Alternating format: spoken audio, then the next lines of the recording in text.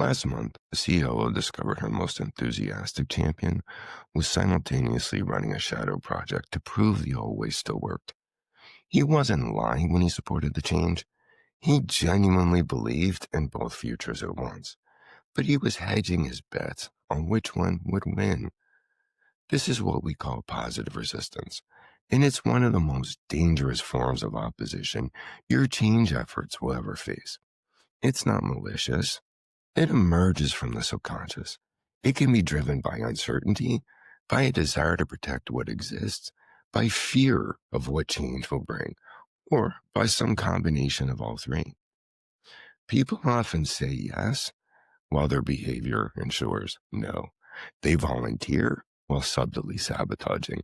They support while unconsciously undermining. They agree while holding tight to the past. And here's what makes it so challenging. It often comes from people who genuinely want the initiative to succeed, even as their psychology works against it. I'm Kevin Novak, CEO of 2040 Digital, professor at the University of Maryland, and author of The Truth About Transformation, Leading in the Age of AI, Uncertainty, and Human Complexity. I also write the Ideas and Innovations weekly newsletter. Welcome to the Human Factor Podcast, where we explore the intersection of humanity, technology, and transformation, along with the psychology that determines transformation success. Today, we're exploring the 12 hidden types of resistance that kill change initiatives even when everyone claims to be supportive. Most leaders focus on visible resistance: the vocal critics, the training avoiders, the openly skeptical. These are the people who are seen and heard, and they're often the easiest to address. But here's the thing: visible resistance only accounts for maybe 20% of project failures. The other 80% comes from psychological resistance operating below conscious awareness. It shows up as helpfulness, as quality concerns, and as thoughtful questions that somehow never permit action. It appears reasonable rather than resistant. And that's exactly what makes it so deadly. I've identified 12 distinct types of hidden resistance that operate unconsciously in organizations and in individuals as well. Each has its own psychology. Each serves a protective function. Each sounds legitimate while functioning as obstruction. These 12 patterns cluster into 4 different categories. The first category is identity-based resistance, which protects who we believe ourselves to be. The second is competence-based resistance, which protects our sense of capability. The third is social-based resistance, which operates through relationships and group dynamics. And the fourth is environmental-based resistance. It emerges from organizational conditions themselves. So let's talk about what's really happening in your organization, and very likely in yourself. Here's how we typically think about resistance. There are people who support the initiative, people who oppose it, and people who are generally neutral. We invest energy converting the opponents and motivating the neutral parties. The supporters, well, we feel they're on our side. We don't need to worry about them. The mental framework here is fundamentally wrong. Research from implementation science shows that self-reported support for organizational change usually runs between 70 and 85%. People genuinely believe they support the initiative, but actual adoption rates, measured by behavior change rather than survey responses, average between 30 and 45%. That's a massive gap between what people say, how they feel, and what they actually do. The traditional explanation for this gap is, of course, poor execution. We assume the team failed to communicate effectively. We assume they didn't provide adequate training. We assume they all moved too quickly. But that's not the primary cause. The primary cause is the unconscious resistance that is operating through 12 distinct psychological patterns. Again, they appear helpful. They appear professional while systematically preventing success. The supporters aren't lying about their commitment. They're operating with multiple simultaneous truths that they can't consciously reconcile. Yes, they believe the change is necessary. Yes, they think the current state needs to evolve. And yes, their psychology is protecting them from that change through patterns that feel like professionalism, quality control, or even risk management.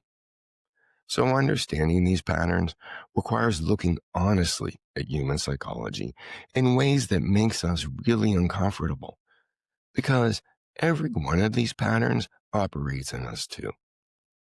We may not realize the influence of our unconscious patterns are having on us. We may not even question why we've made certain statements or taken certain actions. They feel right. They felt productive. They made us feel better. As I walk through each of the 12 types, I want you thinking about your current projects, particularly anything that involves change or innovation. You're going to recognize these patterns. They show up in almost every initiative, sometimes even in day-to-day work. The question isn't whether hidden resistance exists in your organization or in yourself. It's whether you've developed the psychological insight to recognize it in yourself, your team, and your colleagues. Let's start with category 1, identity-based resistance. This category contains the most powerful forms of hidden resistance, those that emerge when change threatens professional identity. I'm not talking about job security here in the obvious sense. I'm talking about identity security, the psychological certainty that you know who you are and what makes you valuable. When that certainty gets threatened, the mind responds in some very predictable ways. There are 3 types of resistance in this category. The first type, expert identity protection. This pattern emerges when skilled employees unconsciously protect their expert status by resisting changes that would make their specialized knowledge less valuable, or that would require them to become beginners all over again. The psychology here is pretty straightforward.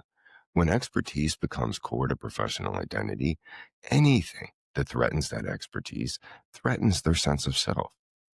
The resistance shows up as quality concerns, technical objections, or the identification of edge cases that somehow prove new approaches won't work. Think about financial analysts.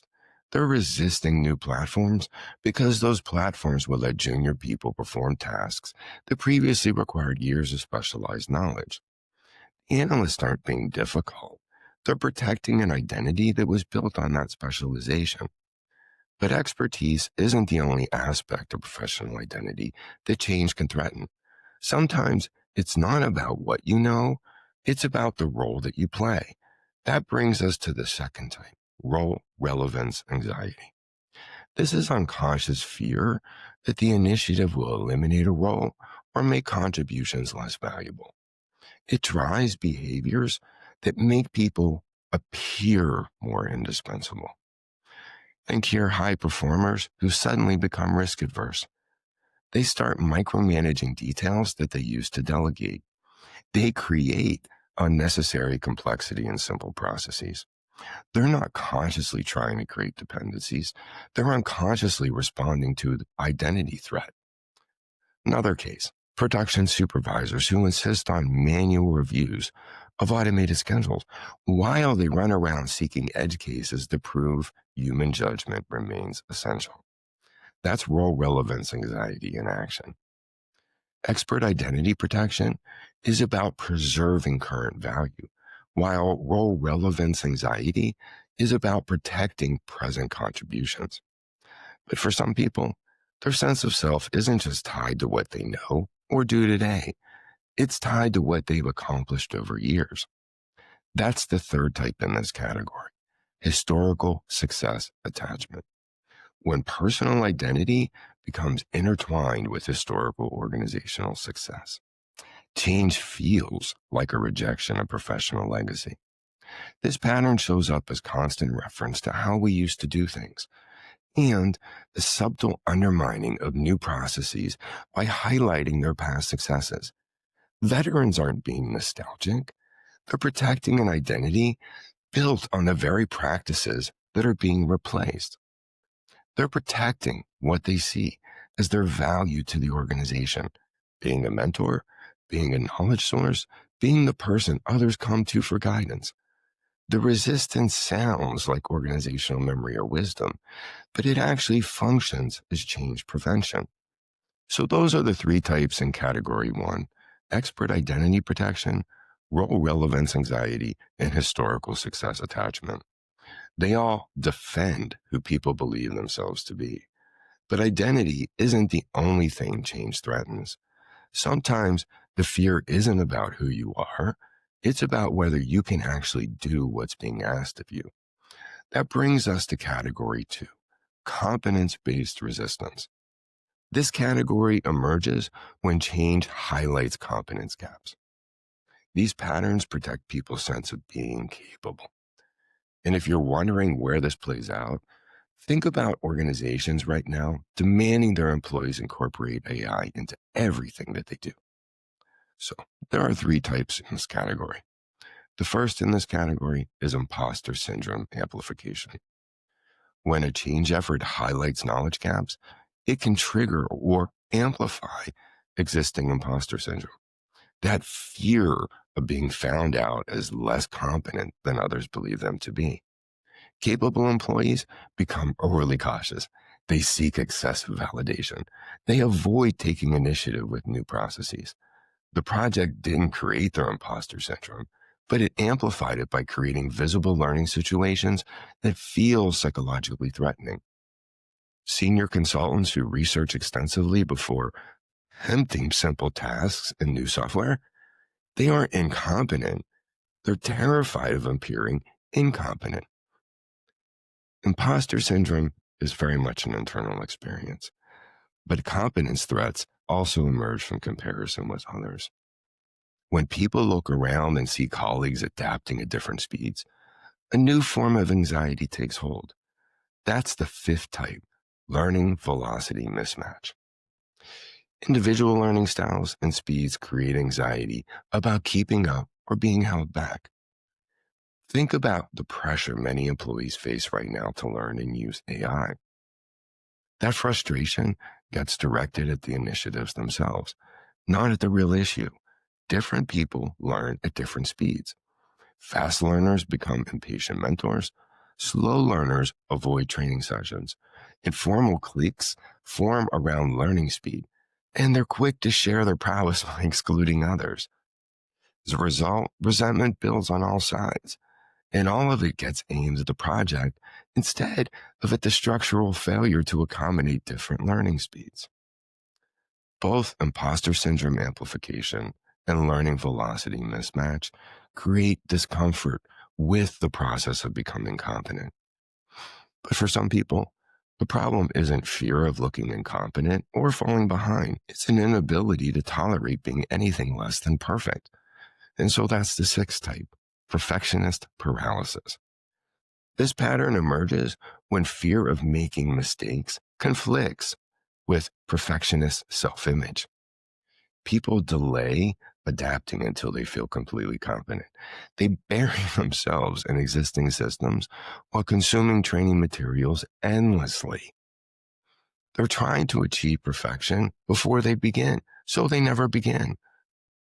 Competence here requires practice, and perfectionism prevents practice.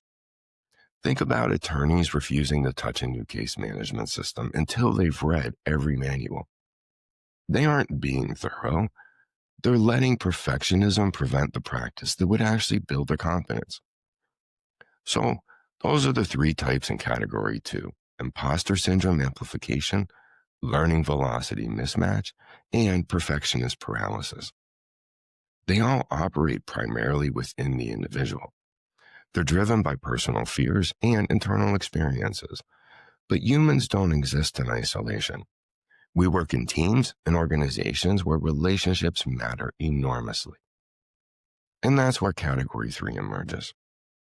Category three is social-based resistance.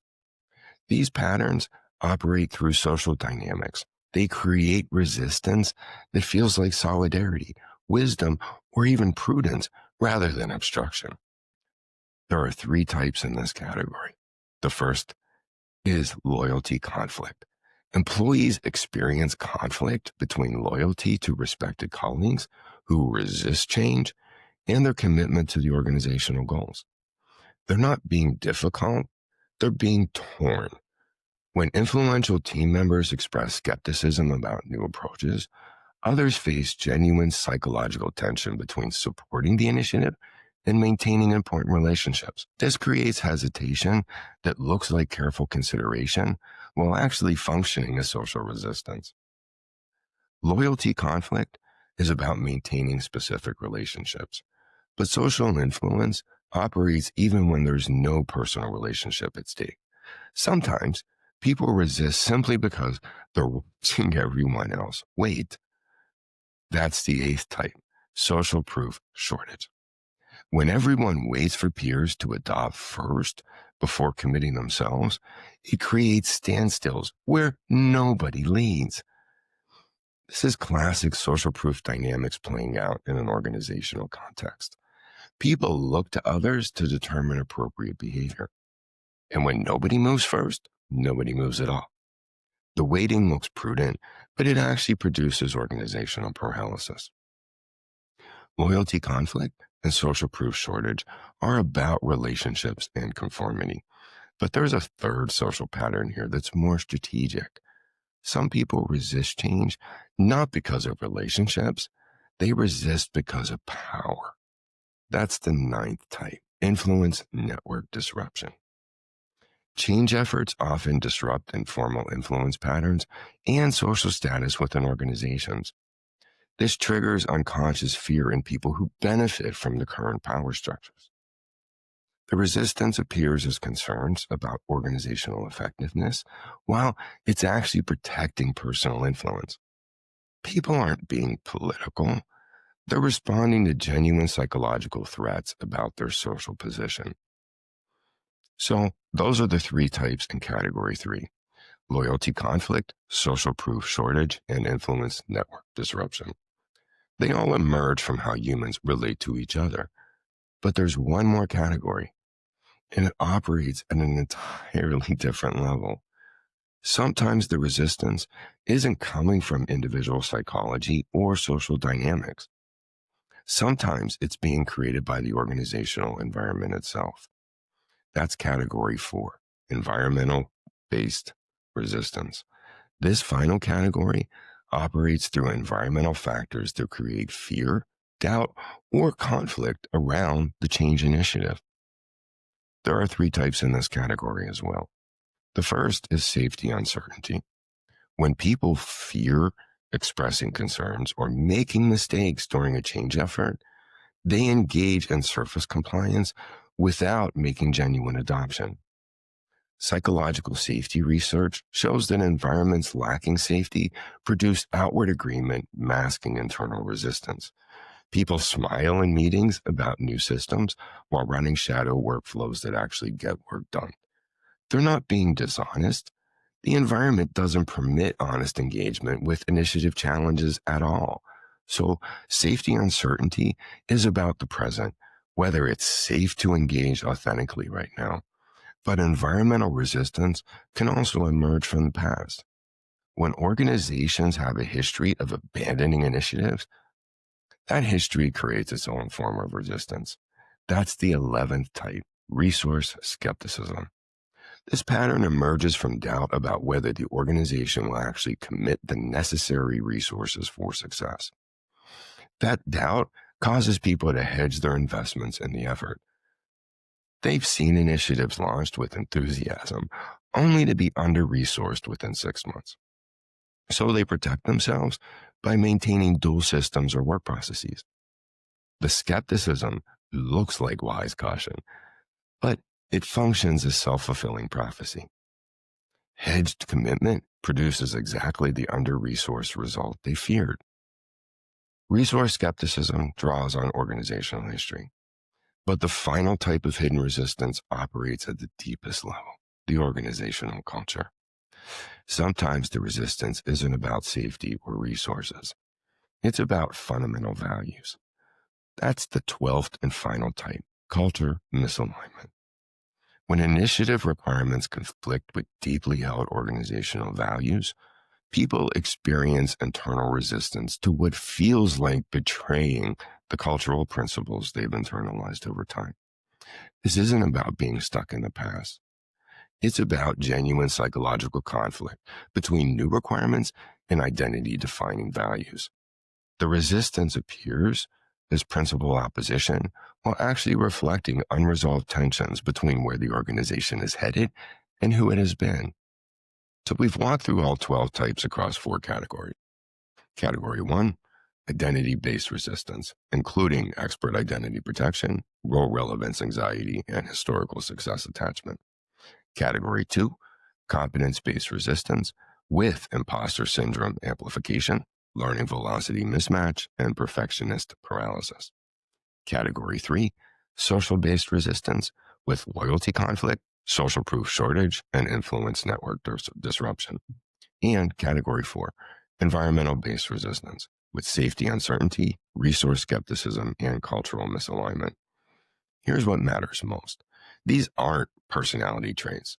They're behavioral patterns we all deploy depending on what change threatens us.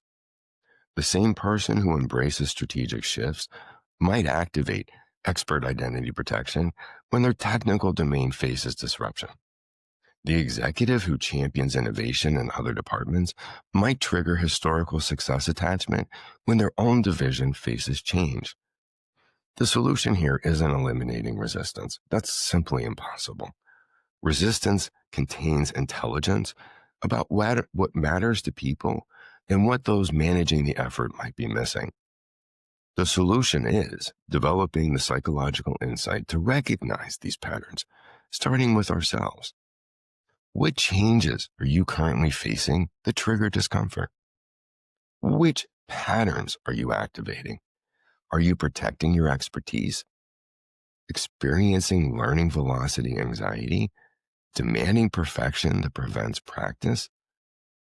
The most effective approach isn't arguing with resistance. It's redirecting it by addressing the underlying psychology. When someone shows expert identity protection, the question isn't, why are you resisting? It really should be, what matters to you that feels threatening? That redirects resistance from unproductive opposition to a constructive dialogue. When someone displays role relevance anxiety, the conversation should connect initiative success to future value creation. When someone exhibits perfectionist paralysis, the intervention should reframe perfection as continuous improvement through practice, rather than error-free performance from day one. Remember the COO's champion from the beginning of this episode, the one who was running the shadow project. He wasn't a hypocrite. He was experiencing historical success attachment and role relevance anxiety at the same time. When the COO helped him name what he was protecting and helped him create a tradition plan that honored those contributions while embracing new approaches, he became the project's strongest advocate. The goal wasn't to make him stop caring about what he had built. It was to help him find a way to care about what comes next. Understanding these patterns is essential, but recognition alone doesn't solve the problem. So, what do you actually do when you see them operating in practice? You can't ignore them. They represent real concerns, even when driven by unconscious resistance.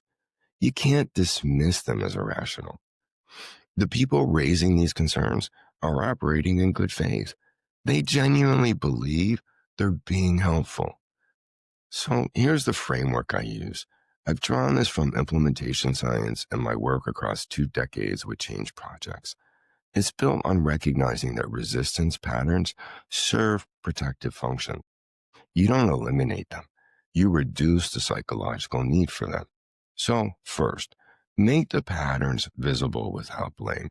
Most leaders, when they recognize these patterns, feel frustrated. That frustration leads to confrontation. Confrontation triggers defensiveness. Defensiveness intensifies the resistance. Instead, Describe what you're observing as organizational dynamic rather than individual behavior. Think about this. In a steering committee meeting, you might say something like, I'm noticing a pattern across our initiative.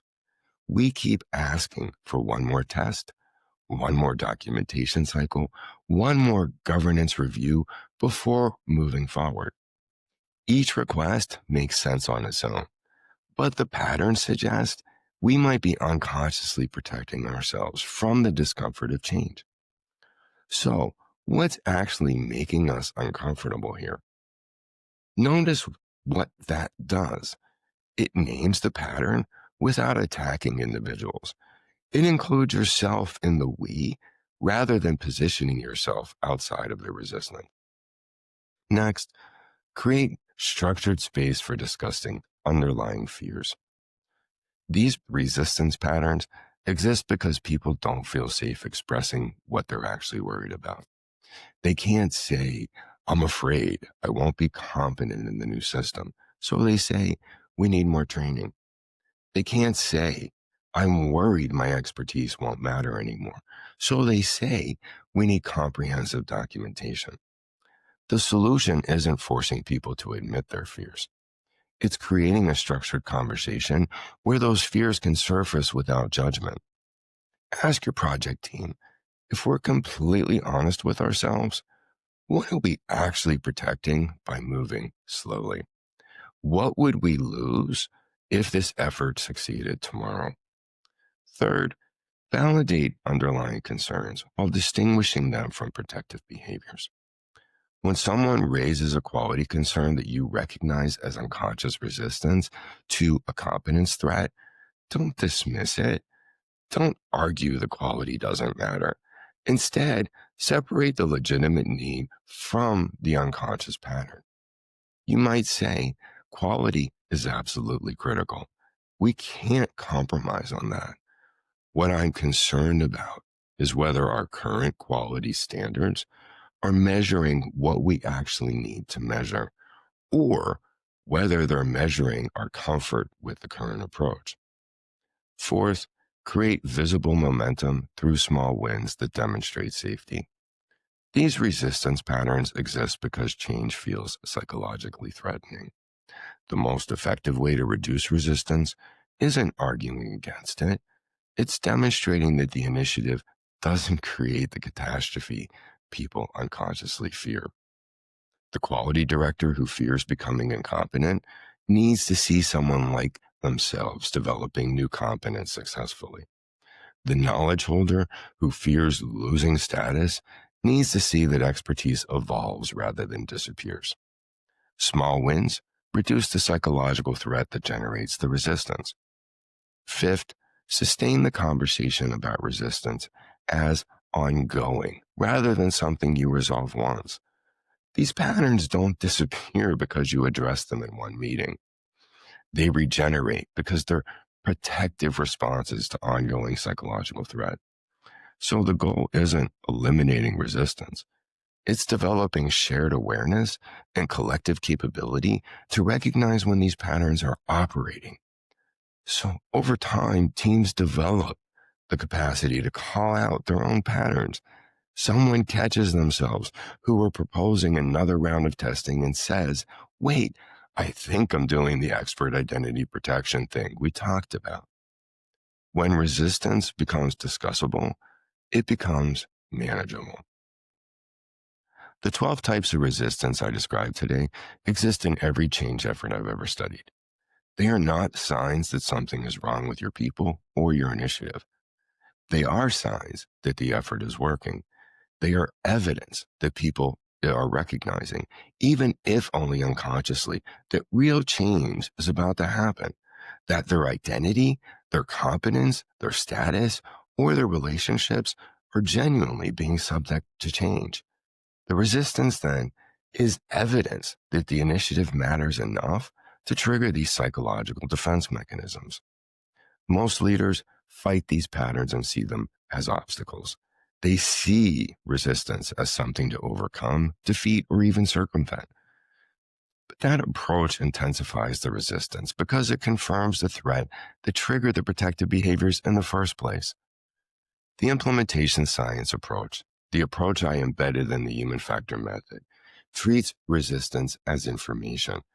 It's a signal about underlying psychology that needs attention, not because people are being difficult, but because change creates legitimate psychological challenges that our brains are designed to protect us from.